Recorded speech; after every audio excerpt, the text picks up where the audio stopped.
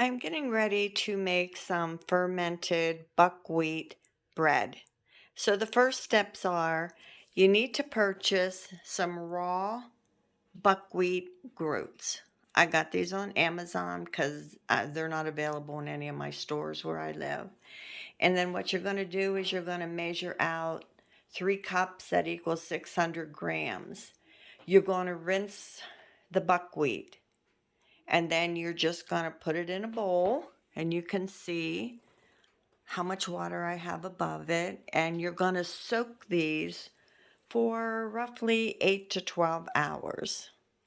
So this is after 12 hours, and you can see how the buckwheat groats had consumed a lot of water. I actually had to add water to it because it almost consumed it all. So I'm going to get ready and I'm going to drain it, and it will sit for a while in the sieve. Here is what the groats look like after you have drained them.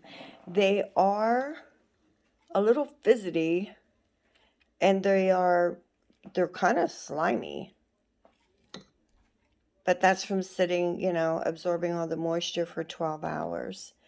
So what I did was with the 3 cups of the oat groats I'm sorry, not the oat groats, the buckwheat groats that I drained, and when they're in the blender, you add 3/4 cup of fresh water, and you add 2 teaspoons of salt to it.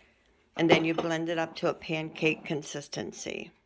After the buckwheat groats have been in the sieve and the water has drained out sufficiently, you're going to put it in your mixer, your blender.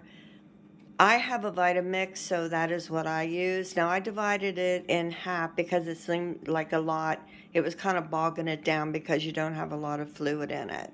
So you just blend it, and then you want it to be the consistency of a pancake batter, and that looks really good. You just want all the buckwheat groats to be blended up, that there's no chunks in there. So here is the batter that just came out of the Vitamix.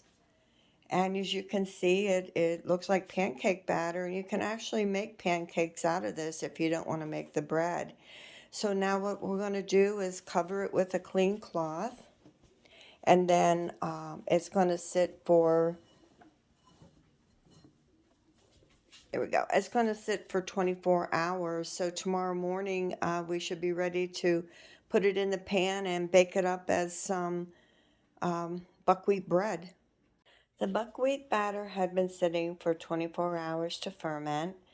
I just now this morning put it in a greased loaf pan, and you let it set for 1 to 3 hours. Now I'm preheating my oven to 400 degrees. I will then turn it back to 350 when I put the pan in the oven, and we will bake this for an hour, and hopefully we have some good bread. Our buckwheat bread has now cooled a little bit. I took it out of the loaf pan after being in the oven for an hour. The only other thing that I did was I turned on the broiler so the top would get a little more crusty. It has cooled, so I decided to cut it. It's still warm, and it cuts best if you lay it on its side. And as you can see, it is a very dense, thick bread.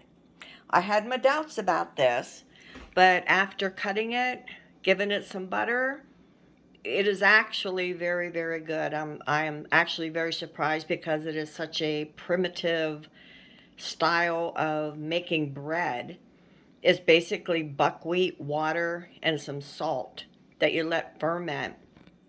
So this is also, I'm going to cut this up and I'm going to put it in a freezer bag, and I will use it as toast in the morning. I'll use it for my avocado, put avocado on the toast with a little slice of tomato. This is actually a very good bread, so I hope you give it a try and you like it.